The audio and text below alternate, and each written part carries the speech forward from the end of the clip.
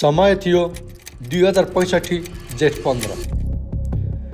करिब 240 वर्ष लामो शाह वंशको राजतन्त्र अन्त्य गर्दै नेपाललाई सङ्घीय लोकतान्त्रिक गणतन्त्र घोषणा गरियो।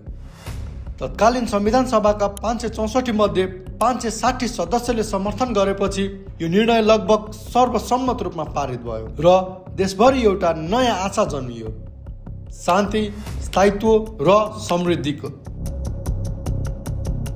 त्यसबेला धेरैलाई लाग्यो अब नेपाल विकासको नयाँ यात्रामा अघि बढ्छ। तर आज एउटा प्रश्न उठ्छ, के त्यो सपना साँच्चै पुरा भयो? त्यो समय परिवर्तनको विरोध गर्ने सायदै थिए। धेरै नागरिकहरू राजशासन अन्त्य भएपछि देश विकासतर्फ अघि बढ्नेमा आशावादी थिए। तर केहीले भने सुरुदेखि नै चिन्ता व्यक्त गरेका थिए, अब देश कुन दिशातर्फ जाने हो।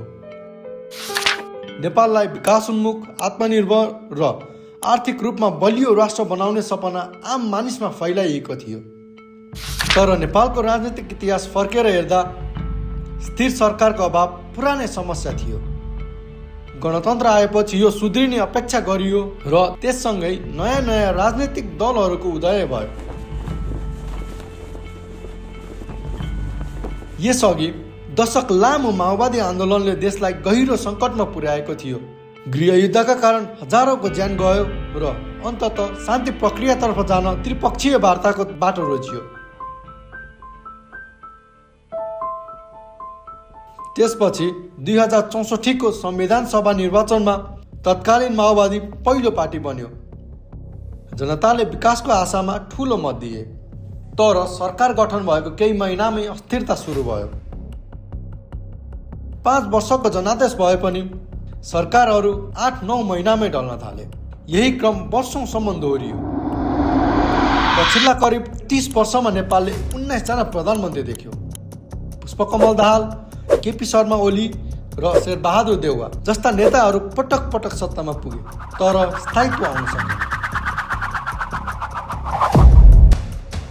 2074 को निर्वाचनमा नेकपा एमाले र माओवादी बीच वाम गठबन्धन बन्यो।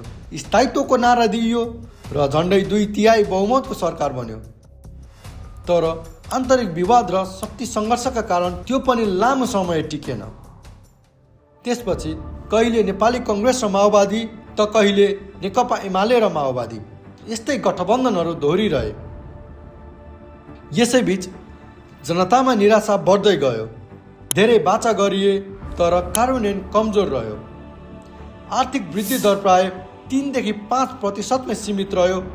बेरोजगारी बढ्दै गयो र हरेक वर्ष लाखौँ युवा विदेशिन बाध्य भयो, जसले आम नागरिकमा प्रश्न उठायो, परिवर्तन आखिर कसका लागि? यही पृष्ठभूमिमा 2082 को निर्वाचन भयो, जसलाई धेरैले टर्निङ पोइन्ट माने। यस निर्वाचनमा परम्परागत दलहरूप्रति जनताको विश्वास घटेको स्पष्ट देखियो र नयाँ शक्ति राष्ट्रिय स्वतन्त्र पार्टीले उल्लेखनीय सफलता हासिल गर्यो। धेरैले यसलाई मौन क्रान्तिका रूपमा लिए, जहाँ जनताले पुराना राजनीतिक शैलीलाई अस्वीकार गर्दै नयाँ विकल्प रोजे।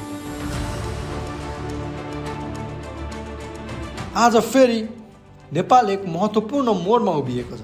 विगत 30 वर्षको राजनीतिक अस्थिरताले धेरै कुरा स्पष्ट गरिसकेको छ। व्यवस्था परिवर्तन मात्र पर्याप्त हुँदैन, स्थिरता र राम्रो शासन झन् महत्त्वपूर्ण हुन्छ। अब बन्ने नयाँ सरकारले स्थायित्व, दिगो विकास, अर्थतन्त्र सुधार र सुशासनमा ध्यान दिन जरुरी छ र अन्य राजनीतिक दलहरूले पनि जनमतको कदर गर्दै सहकार्य गर्नुपर्छ, किनकि गणतन्त्रमा जनता शासक हुन्, दास होइनन्। आज सत्तामा जो छ भोलि नहुन पनि सक्छ। त्यसैले घमण्डको राजनीति होइन, जनतामुखी नेतृत्व नै सफल गणतान्त्रिक देशको आधार हो। धन्यवाद।